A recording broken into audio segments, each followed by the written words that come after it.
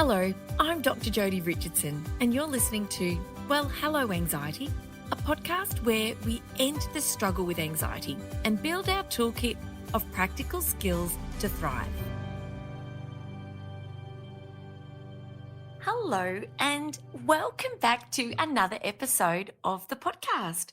Today is the first in a 3-part summer series that I'm recording for you to really just help you to dial back your anxiety, to boost those tools in your toolkit, but also to help you develop the thinking skills and the perspective to enrich your life, to be able to do the things that matter, because we know that when we get anxious, we tend to back away from whatever it is that makes us feel those sensations of a racing heart, of muscle tension, of changes to our breathing. Avoidance is so common, as we know, with anxiety. And so this is one of those episodes where I really want to help build your toolkit. But today I'm going to be talking about uh, New Year's resolutions, but I'm actually going to invite you to think about ignoring a New Year's resolutions and doing something a little bit differently. I'm recording this on Friday, the 31st of December, 2021. And most people will agree that 2021 is a year that we're keen to put behind us, with the hopes that 2022 will be a really different year in so many ways. The end of lockdowns, end of homeschooling, and learning to live with COVID. So this episode is related to New Year's resolutions, but if you're listening to this episode at any other time of the year, it's equally applicable to you and your life, because today what I'm talking about is something that I'd really invite all of you to consider bringing into your daily thinking and your daily decision making across the rest of your life beyond this point.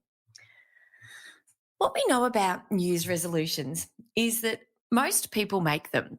And I wonder if, on the back of the last 2 years that we've had, if many of you will have considered the changes that you'd like to make to maybe improve your lifestyle, improve your health, improve your happiness, now that we're coming to the beginning of a fresh new year. And we know that when it comes to resolutions, that many people make similar resolutions, and that many years in a row, people will make the same resolution. And the resolutions are often related to exercising more, reducing weight, eating better, differently, maybe drinking less, saving money, spending more time with family, or maybe thinking about making a career change. And we know with the great resignation on the back of COVID that that's something a lot of people have already put a lot of thought into. I wonder if you hearing this on the in the first week of January in 2022, I wonder whether or not you were considering a New Year's resolution, or whether or not you just had some key ways that you wanted to behave differently or make different decisions about moving forward. And really want to give you this chance to reflect during this episode.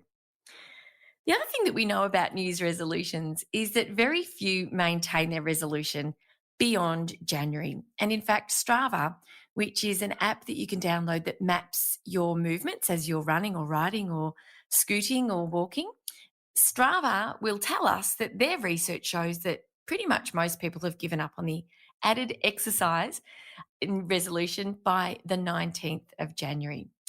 So all in all, really what we know about New Year's resolutions is that most of them aren't seen through. And that really is so disappointing when you've had an intent to make a really positive change and you find that there's an inability to be able to sort of stick with that decision for a number of reasons. And there are a lot of reasons. So today, what I'm proposing is an alternative. And today, what I'm going to ask you to really consider is the direction that you would like your life to move in. And really what I'm talking about today is inviting you to think about your core values and how they influence the decisions that you make each and every day. I know when I was first introduced to the notion of core values, I was experiencing postnatal depression. I thought Somehow, with our first child, I thought that being a great mum meant spending every waking minute of the day with them, dangling toys, singing songs, teaching colours, and I was really burning myself out and I hadn't really learned to pace myself in the parenting game. I remember that I'd given up so much because my mental health was a struggle. And one of the things that I'd given up, which was so dear to me before becoming a parent, was exercise. And when I first considered what my values were and recognized that exercise is a really core value of mine and health equally, and that I wasn't aligning my behavior with that value, I at first felt really sad about that. And that can often happen when we realize we haven't aligned our behavior with what's important to us. But I also had that recognition and that opportunity to be able to make a change.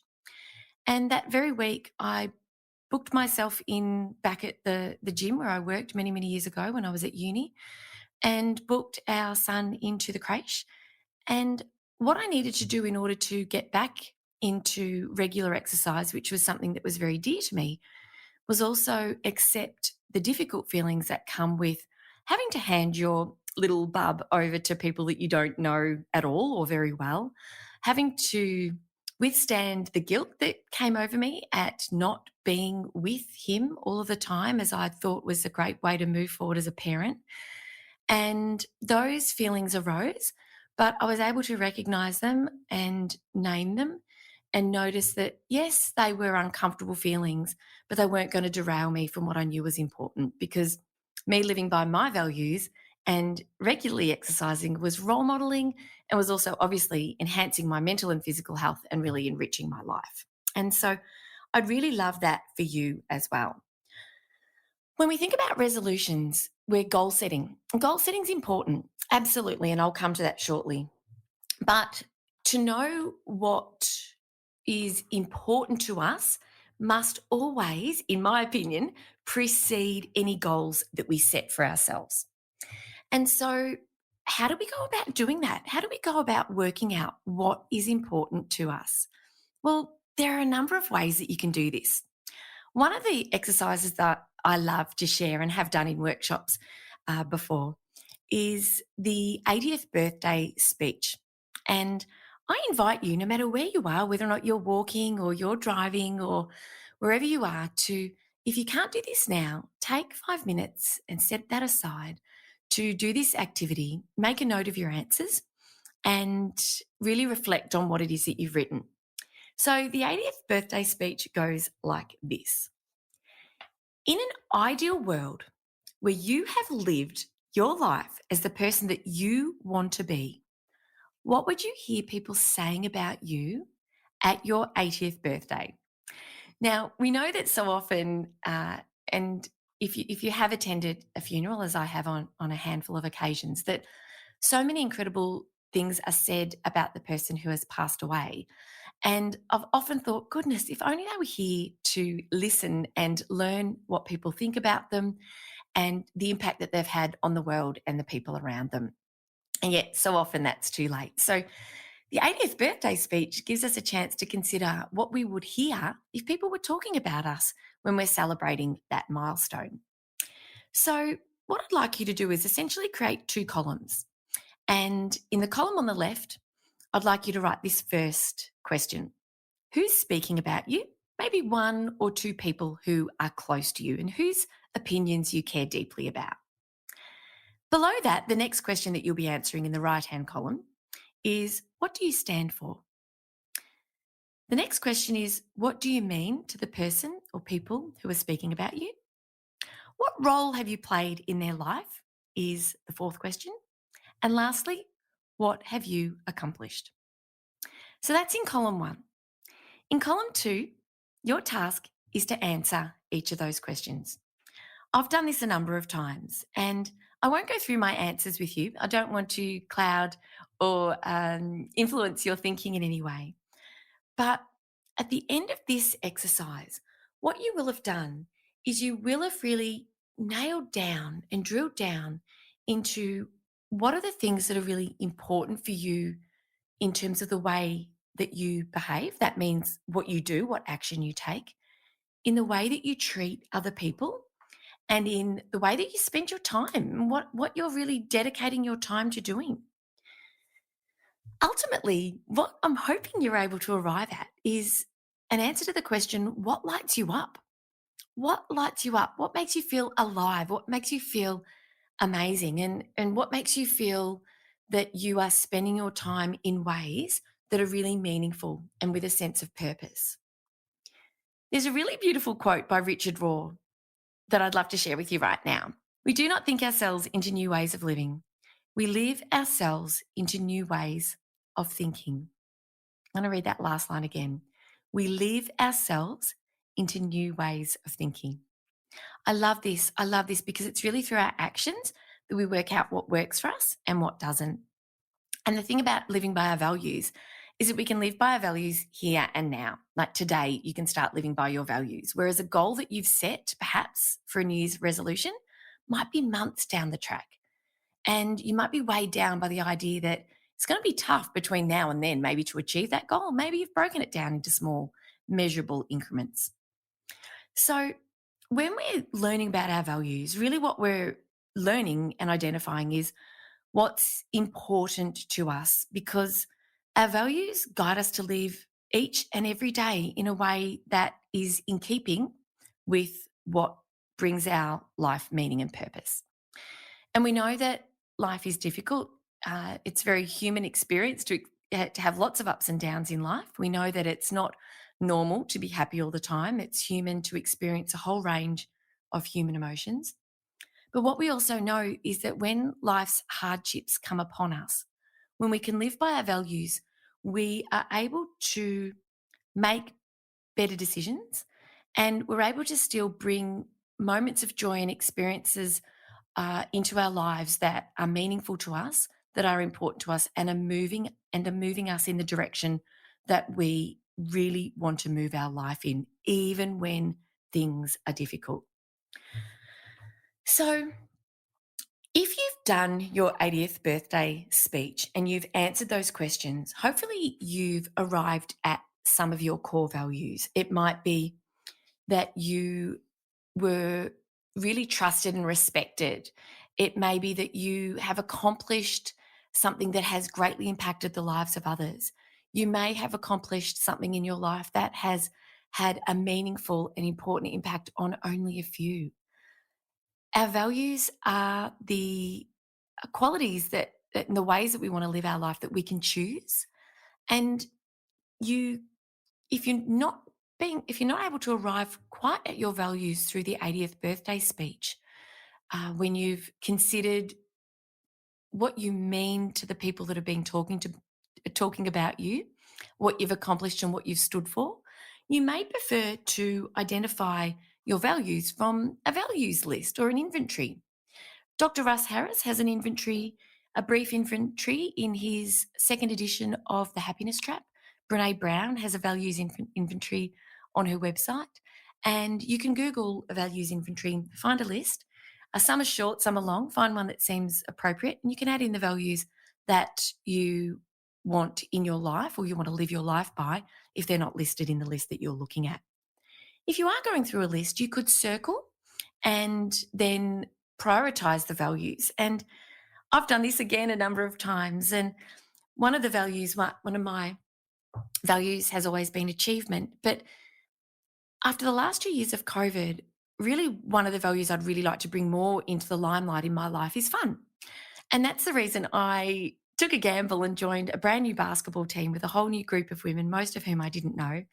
And a game that I've played a few times in my life. I was a netballer before I took up CrossFit and karate. And in doing that once a week and a training on a Sunday morning, I've brought so much more fun. I'm able to really bring that value to life in my life. And it's the difference that it's made has been extraordinary. Just making that one decision. You might like to have fun, but don't see the need to join a sports team. You might like to just brighten up the dinner table with a little bit of fun in the evening. You might to be a little bit more creative with the way that you create meals or serve them up, or with the questions that you pose at the dinner table, or you might like to bring a few more fun activities into the day that are small, that are easy to do, and that shine a little bit of a light on that value in the day-to-day activities that you're undertaking. So often, what happens in our lives is we have lofty goals. Our goals and common goals, going back to the New Year's resolutions, are to improve our lifestyle. And what we're doing with all of our resolutions, whether it's improving our weight, becoming healthier, eating differently, drinking less, quitting smoking, saving money, planning more holidays, all of that is really with a view to making ourselves happier. That's really the end of the day. We set these resolutions because we intend on feeling happier at the end of it once we've achieved this goal. And absolutely, that's important. But you can, you don't have to wait till the goal is achieved to enjoy the gifts of living day to day by your values. And one of the values that you might hold is a value of adventure. And you may very well have had plans that have been foiled, plans to have travelled to a distant land to explore and really live by that value of adventure. And you may have felt really ripped off by COVID because you weren't able to travel. In which case, if you are only living by a goal and you can't achieve that goal, can really detract from your quality of life. However, you can live by the value of adventure in each and every day, whether or not that's searching up something online that's related to this lofty goal, whether or not that's planning a geocaching trip from home, or creating a geocache and planting it somewhere that's really tricky to find, and setting out your clues and hiding it in a place that only the most devoted of geocaches will find. It's about finding ways to live by your values in small ways each and every day. I know that COVID has put a lot of stress on families, and there are some families who are no longer living together. There are families who are under a lot of strain, and your value might be to be a really loving and caring parent, but you may not be with your children all the time. And so you may feel as though that you're unable to necessarily do the things that you wanted to do. However, in each and every day, you can live by that value. And if that means sending a loving text message if you're not with your children in person at the moment, it might mean planning a special something for when you see the kids next, even if it's at home and inexpensive, but just putting some time, effort, care, and love into an experience. Perhaps your value is persistence. And, we can persist in each and every day by just doing a little bit, just doing a little 1% each day, eventually builds and builds to moving us towards the goals that we set. And one of the really great ways to think about our values is like a direction, like the direction on a compass. We can't tick our values off a list. When we are living by our values, we're not accomplishing a goal per se. I love to be, and I value being, a really caring, dedicated, present parent. And so that's something that will always be important to me. But in doing that, yesterday, I took the kids to meet a high school friend of mine and her two kids. We went to the beach.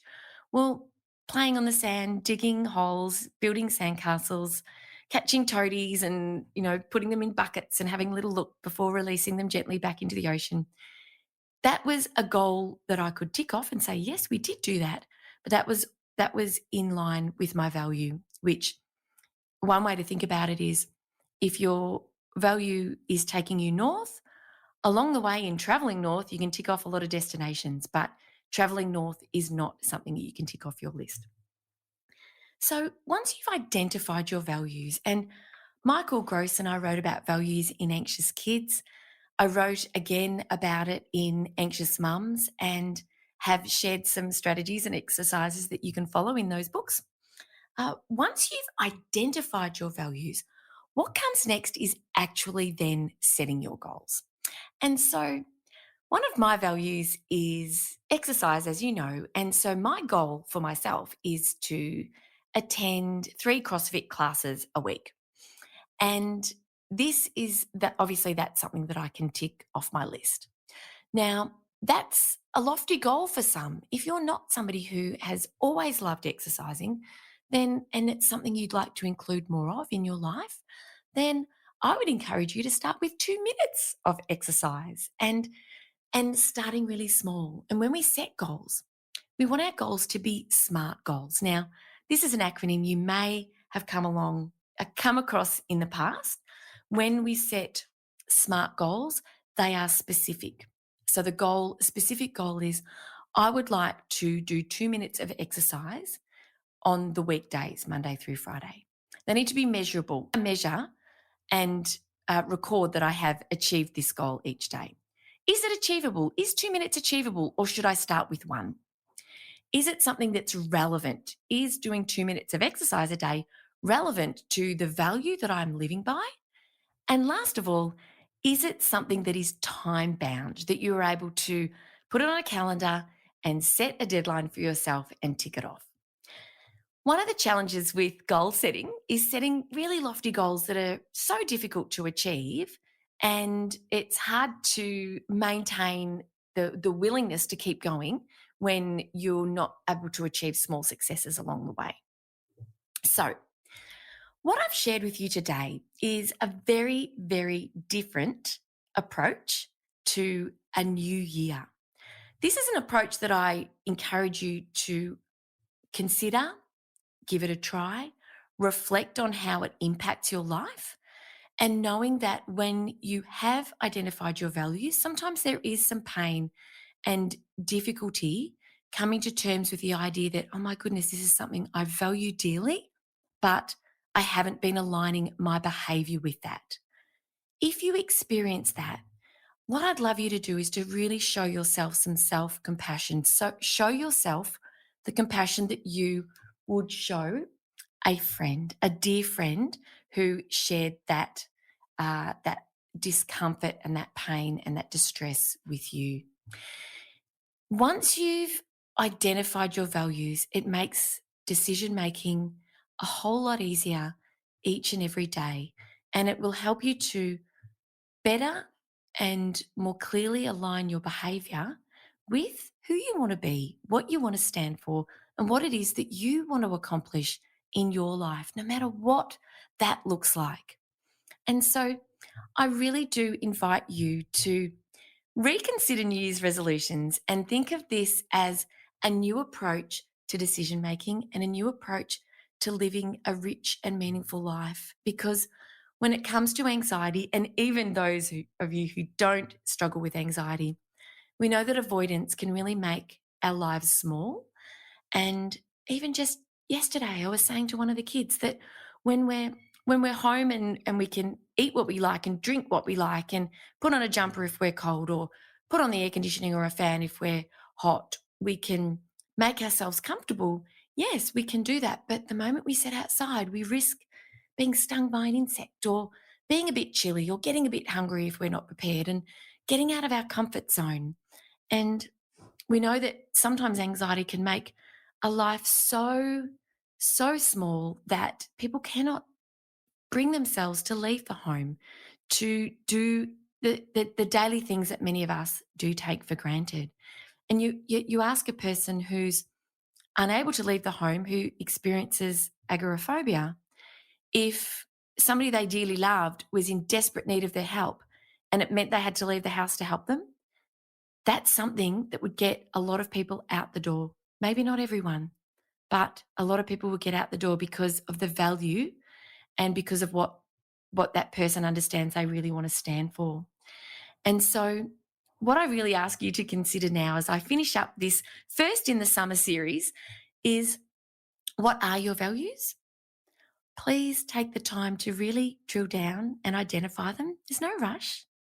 Once you've identified your values, have a think about maybe one of those values and one small behavior that you would like to bring into your life to step you, just even if it's just a centimetre or just a tiny little shuffle each day in the direction of that value, ticking off your SMART goals along the way. And I really love you to let me know how you go. I really love you to let me know how you go. So I'm going to sign off. I wish you all a wonderful, wonderful rest of the week. I thank you again so much for joining me. It really is just such a joy to hear back from people who are listening, who are really finding a lot of value in the podcast, and especially even people who are writing to me saying, I'm really loving the podcast. This is something I have a challenge with. I'd love to learn a bit more about it. Can you do an episode on this? And the answer is yes. As soon as I find the right person to interview, very, very happy to do that for you. So if you're enjoying it, please share it. Please share it around, and please write a review and let me know what you're thinking. And feel free to get in contact with me as well. All right. Well, take care. I'm off to enjoy a dip in a friend's pool and some lovely time catching up in a small outdoor gathering, and really excited just to relax and catch up with some friends. So you take care. And by the time you're listening to this, New Year's will be behind all of us, and really wishing you a wonderful start to 2022. All right. Take care. Bye. Thank you so much for joining me for this week's episode. If you enjoyed it, please subscribe and leave a review. To keep the conversation going, I'd love you to join me over on Instagram. You'll find me at Dr Jodi Richardson. Also, if you'd like a copy of my free 5-day mini email course, Calm Your Anxious Brain, then jump over to my website, drjodirichardson.com, and you can sign up down the bottom. I've really enjoyed having your company. Thanks so much. See you next time.